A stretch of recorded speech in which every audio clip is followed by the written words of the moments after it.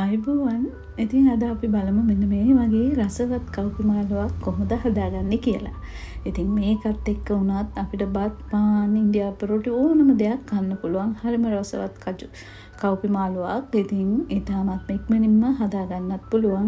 අපි බලමු කොහොමද මේ වගේ රසට හදාගන්නේ කියලා සහ මොනවද ඕන කියලා. ඉතින් කව්පි ටික අරගෙන මුලින්ම මේ විදිහට තම්බ ගන්නවා අපි ලුණු ටිකක් එකතු කරලා. ඊට පස්සේ භාජනයක් අරගෙන ඒකට තෙල් එකතු කරලා තෙල් ටික රත් වෙනකොට අපි මේ වගේ ලුණු එකතු කරනවා.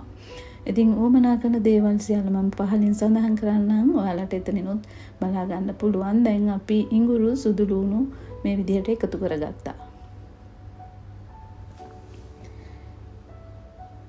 ඊට පස්සේ අපි ඒකටම මේ විදිහට මිරිස් කුඩු 3-5 කහ එකතු කරනවා. දැන් මේ විදිහට මේක අපි මද ගින්නරේ තෙම්පරාදු කරගන්නවා.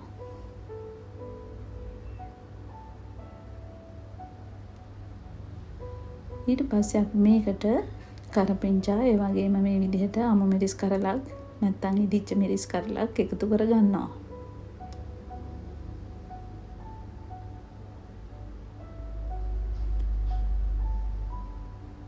මේ විදිහට අපි මේ ටික තෙම්පරාදු කරගත්තට පස්සේ ඒකට එකතු කරනවා ලුණු. ඒ වගේම උළුහල්. දැන් අපිට පුළුවන් මේ විදිහට බ්ලෙන්ඩ් කරගත්තු තක්කලි ගෙඩියක් එකතු කරන්න. ඉතින් මේ විදිහට බ්ලෙන්ඩ් කරගෙන තක්කලි එකතු කළාම අපේ කව්පි මාළුව ගොඩාක් රසවත් වෙනවා.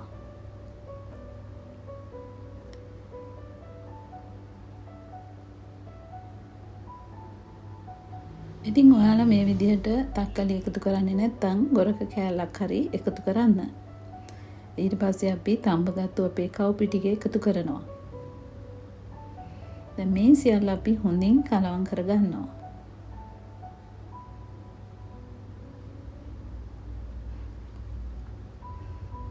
ඊට පස්සේ අපි මේකට මිටි කිරි එකතු කරනවා.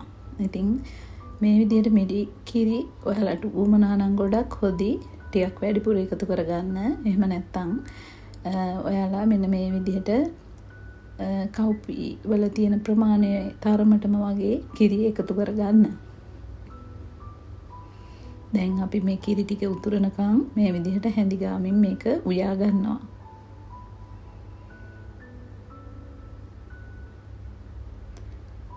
ඉතින් ඔයාලත් මේ විදිහට හදලා බලන්න. දැන් ඔයාලට පේනවා ඇති අපිට රසවත් කව්පි මාළුවක් මේ විදිහට හදා ගන්න පුළුවන්.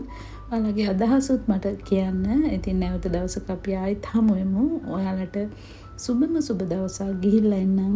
ආයුබෝවන්.